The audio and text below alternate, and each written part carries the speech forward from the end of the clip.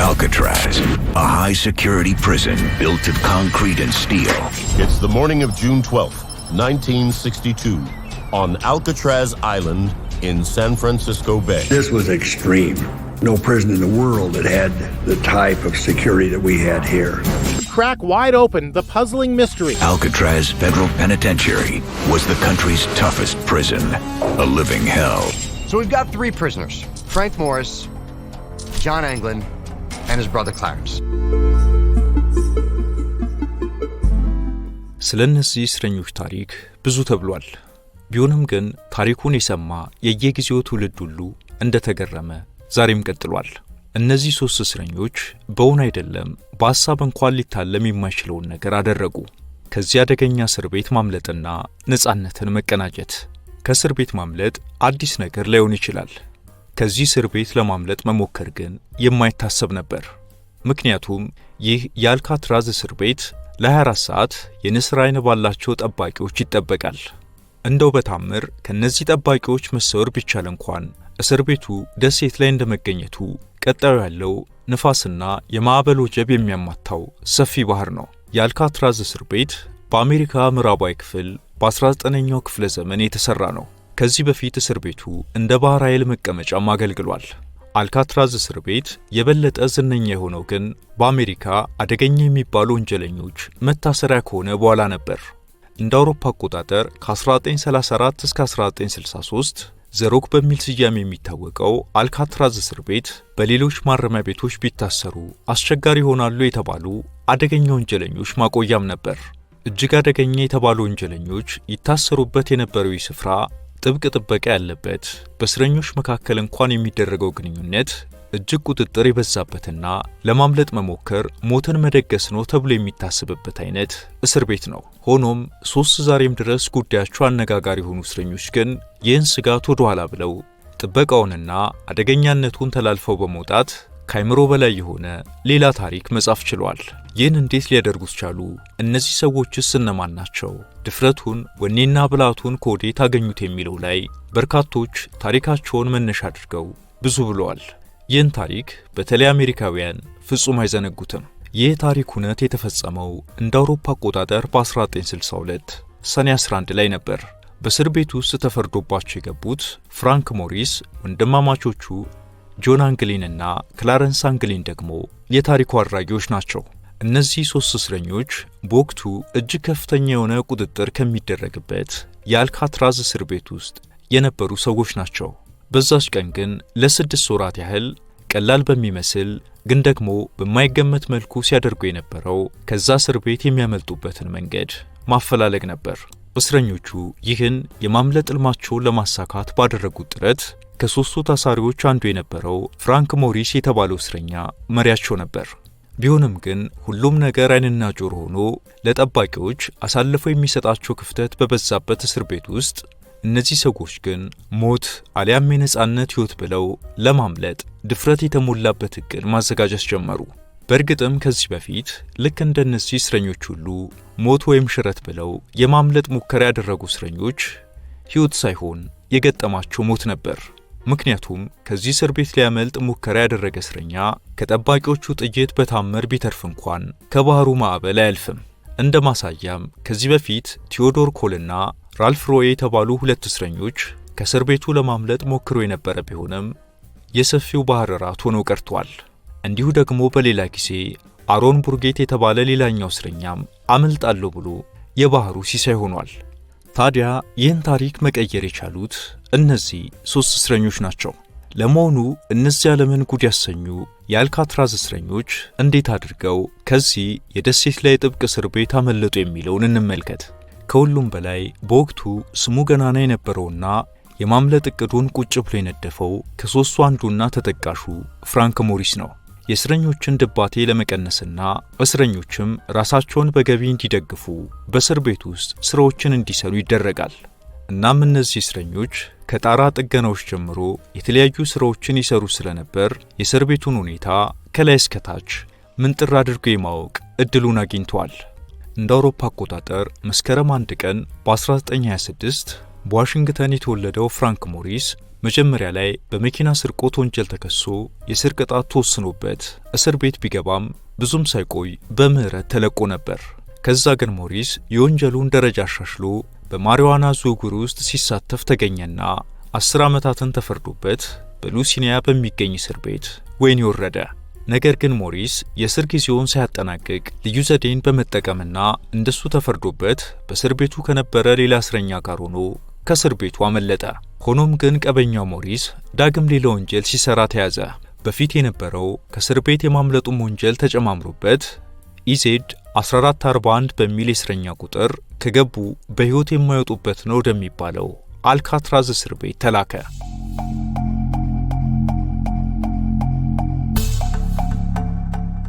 ደግሞ ሌላኞቹ የአልካትራዝን እስር ቤት ጥበቃ ጥሰው ያመለጡት ሁለቱ ወንድማማቾች ጆን አንግሊንና ክላረንስ አንግሊን በ1930 እና በ1931 በአሜሪካዋ ጆርጂያ ነበር የተወለዱት።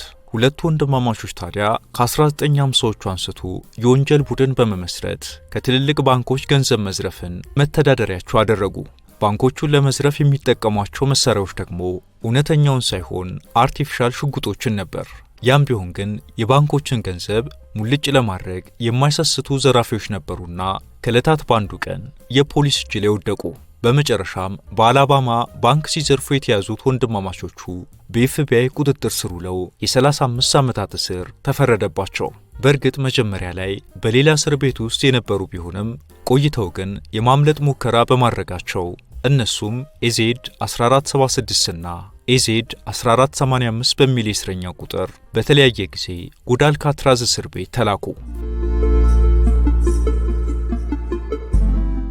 ሌላኛውና አራተኛው ሰው ከአልካትራዝ እስር ቤት ለመጥፋት አብሯቸው መንገዶችን ሲያመቻች የነበረው እስረኛ አለን ዌስት ነው። ይህ ታራሚ በሕይወት ውስጥ ከ20 ጊዜ በላይ መኪና በመስረቅ ወንጀል ምክንያት ታስሮ የተፈታ ሰው ነው። እሱም እንደሌሎቹ በመኪና ስርቆት ተከሶ የ10 ዓመት እስር ተፈርዶበት የእስር ጊዜውን ጥብቅ በሆነው አልካትራዝ እስር ቤት እንዲያሳልፍ የተላከ ነው። በአልካትራዝ በነበረው ቆይታው ቁጡና ጸባጫሪ በመሆንም ይታወቅ የነበረው አለን ዌስት እንደ ቅጣት በተደጋጋሚ የእስር ቤቱን ጥጋጥጎች እንዲያጸዳ ይታዘዝ ነበር። ይህም ከእስር ቤቱ ለማምለጥ ሊያግዙት የሚችሉትን ክፍተቶች ሁሉ እንዲያጠናና እንዲያውቅ አድርጎታል። አለን ዌስት ከዚህ በተጨማሪም እንደ አኮርዲዮን ያሉ የሙዚቃ መሳሪያዎችን የመጫወት ልዩ ተሰጥኦም ነበረው። እናም እነዚህ 4 እስረኞች ሕይወት ባገናኘቻቸው በአልካትራዝ እስር ቤት ውስጥ የተዋወቁ ናቸው። ፍራንክ ሞሪስ በ1960 ከነበረበት እስር ቤት ክፍል ወደ ሌላኛው በተዘዋወረበት ወቅት ነበር ከሌላኛው እስረኛ ዌስት አለን ጋር ተቀራራቢ ክፍል ውስጥ የመሆን ዕድል ያገኘው። ሁለቱ ወንድማማቾችም እነ ሞሪስ ወዳሉበት ብሎክ ተቀይረው መጡ። እናም እነዚህ 4 እስረኞች ቁጭ ብለው መከሩ።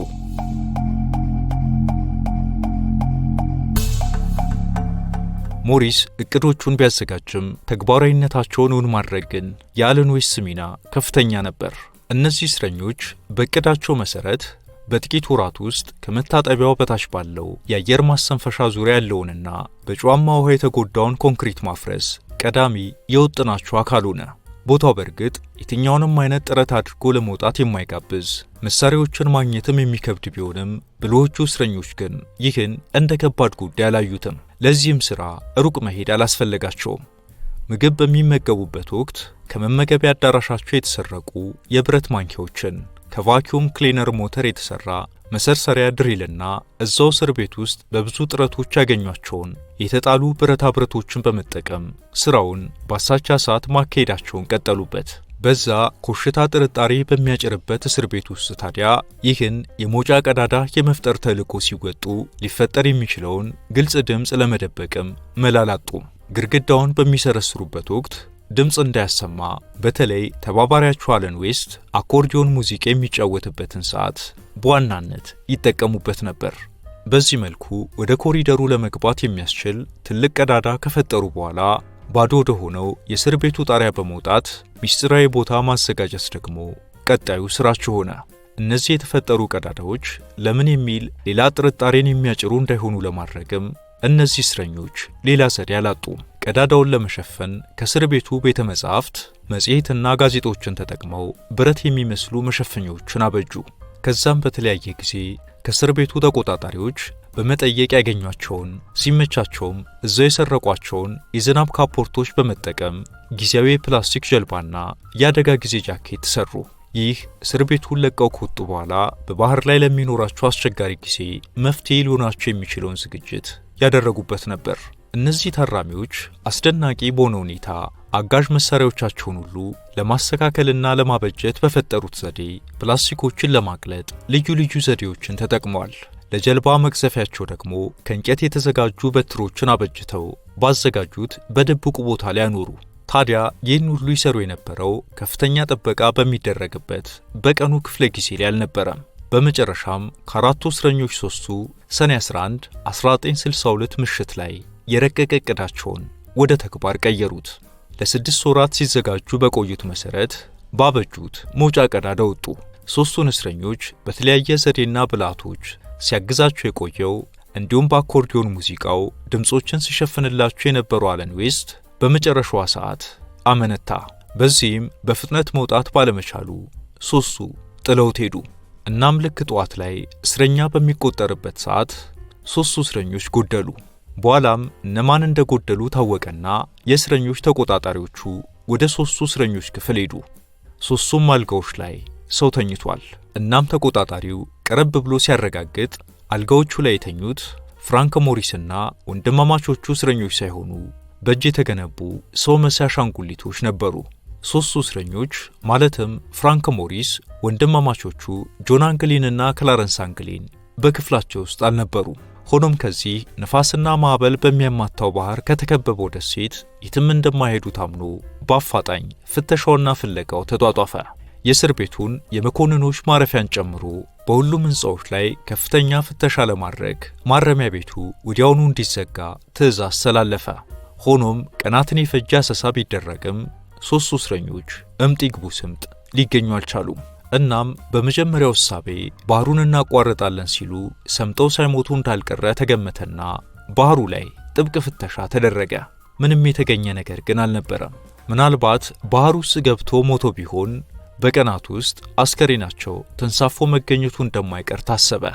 ግን ያም የለም። ስለዚህ እነዚህ ሰዎች በሕይወት ባህሩን ተሻግሮ ሳያመልጡ እንዳልቀረ ግምት ተወሰደ።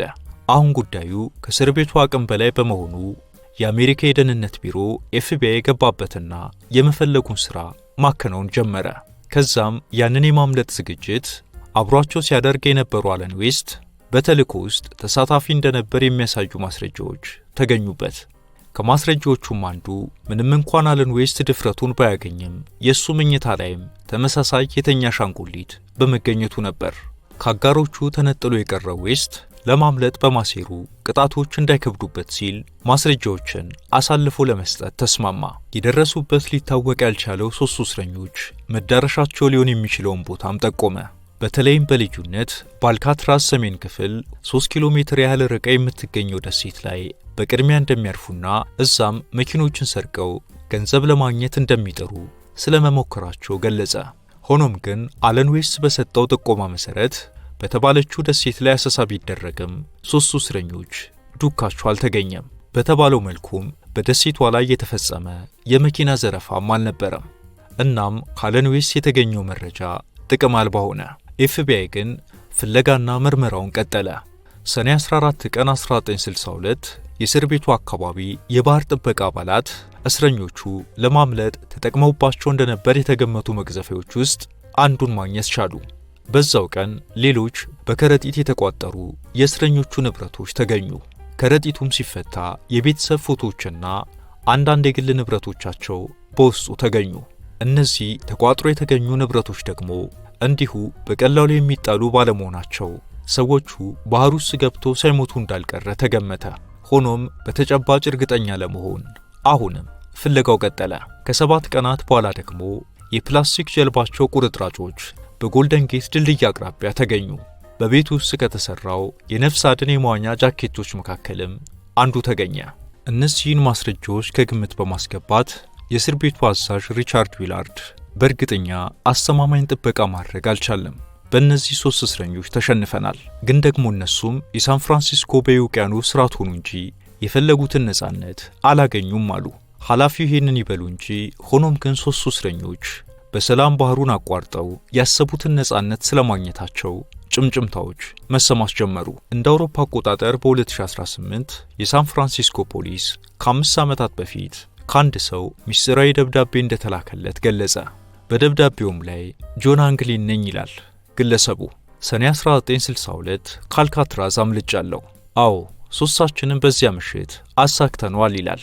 ደብዳቤው ሰዎቹ ራሳቸውን ደብቀው እንደኖሩ ይገልጽና ፍራንክ ሞሪስ ጥቅምት 2005፣ ክላረንስ አንግሊን ደግሞ በ2008 እንደሞቱ ተናግሯል። ደብዳቤውን የጻፈውና ጆን አንግሊን ነኝ የሚለው ግለሰብ የካንሰር ሕክምና ለማግኘት ሲል ራሱን አሳልፎ እንደሚሰጥ ያትታል።